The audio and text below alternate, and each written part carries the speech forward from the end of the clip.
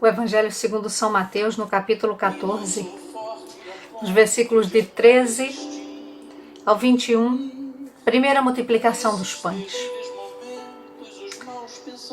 Jesus, ouvindo isto, retirou-se dali num barco para um lugar deserto, à parte.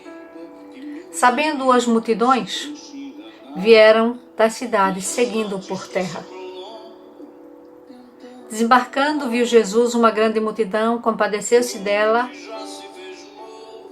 e curou os seus enfermos. Ao cair da tarde, vieram os discípulos a Jesus e lhe disseram: o lugar é deserto e vai adiantada a hora. Despede as multidões, para que elas indo possam comprar comida para si.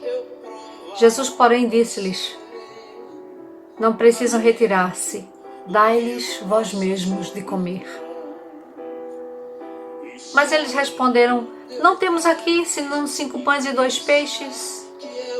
Jesus diz-lhes: trazei-mos. E tendo mandado que a multidão se assentasse sobre a relva, tomando os 5 pães e os 2 peixes, erguendo os olhos aos céus, os abençoou, e depois, tendo partido, deu aos seus discípulos, e estes às multidões. Todos comeram e se fartaram, e todos os pedaços que sobejaram recolheram ainda 12 cestos cheios. E os que comeram foram cerca de 5.000 homens, além das mulheres e das crianças. Este é o Evangelho de Cristo. Louvores a ti, ó Cristo. Eu ouço essa música que fala sobre situações que muitas vezes nos fazem sentir que nós não somos capazes de suportar, que nós não temos capacidade para fazer com que as coisas possam ser resolvidas. Esta música nos diz que Jesus nos ergue e segue junto a nós. Ora, Jesus compadece-se daquela multidão que o vinha seguindo. Este povo que ouvia Jesus falar, seguiam. Alguns porque queriam ser curados, outros porque queriam ver os milagres, ainda outros porque queriam ser alimentados. E, meus queridos irmãos, nem sempre as condições são favoráveis.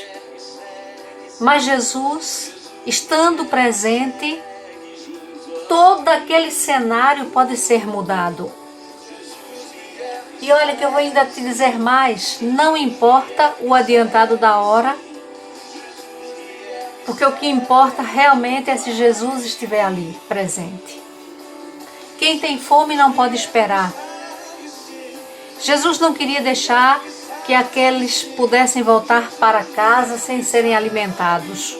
O caminho era longo e eles precisavam da sua alimentação para depois então poder fazer o seu caminho de volta. E Jesus então aborda os discípulos para que estes possam dar de comer àquelas pessoas. E os discípulos, talvez como que olhando para Jesus, eles devem pensar assim: olha, como é que nós vamos alimentar tanta gente com 5 pães e 2 peixes? Como? Jesus então olha para eles e diz: tragam-nos.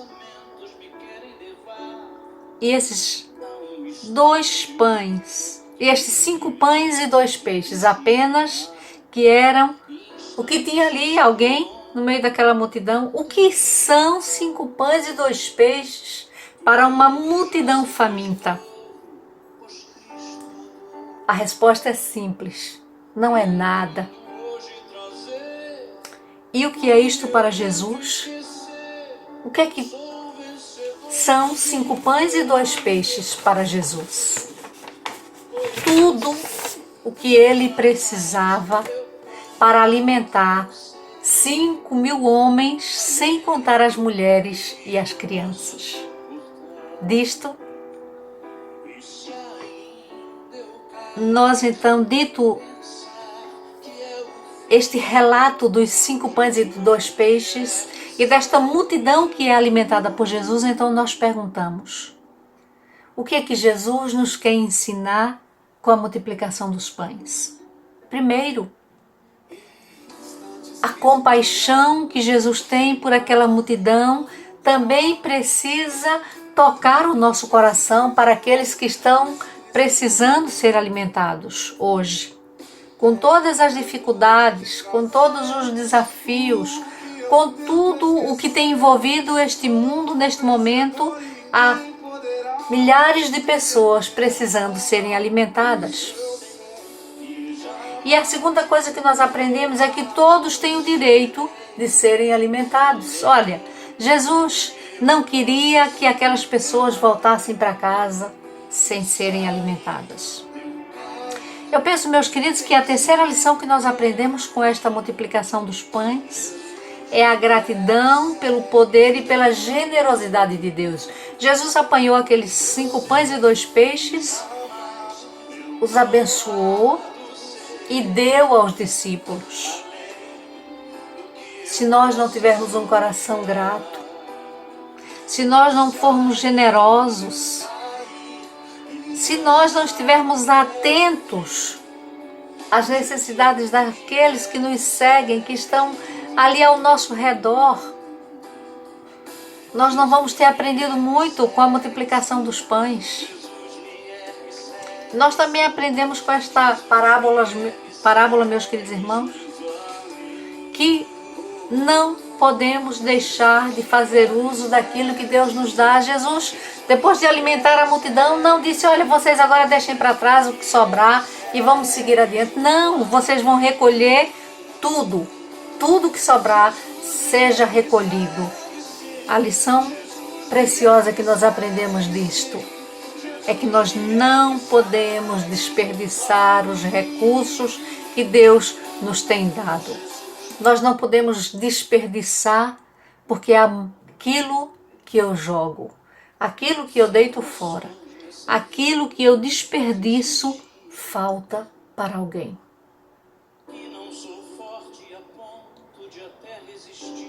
Nós, muitas vezes, não temos forças para resistir. Os pensamentos, muitas vezes, tomam conta de nós. Mas o Senhor quer despertar no nosso coração compaixão, direito de todos, gratidão, economia. Tudo que já se fez novo, Cristo mudou. Por isso, este tempo de dificuldades para muitos precisa tocar o nosso coração com compaixão, com disponibilidade, também para abençoar e para ajudar a outros.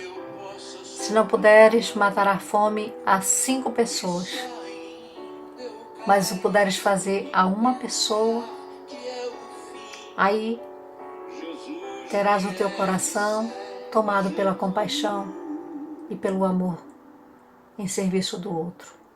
Que o Senhor Jesus derrame na tua vida neste dia uma bênção de prosperidade, para que aquilo que tu tens dado não te faças falta. Muito pelo contrário, que o Senhor faça multiplicar aquilo que tu tens dado para o outro. A Bíblia diz que nós, se fizermos provas de Deus, o Senhor nos dará bênçãos sem medidas. Fazei prova de mim, se eu não vos abrir as janelas dos céus e não derramar sobre vós bênçãos sem medida. São as bênçãos sem medidas que o Senhor quer derramar sobre o teu coração. E lembra-te, Ele não te deixa sentir necessidades que não possam ser supridas. Se tu hoje estendes a mão para alguém, amanhã pode ser que este mesmo alguém te estenda a mão.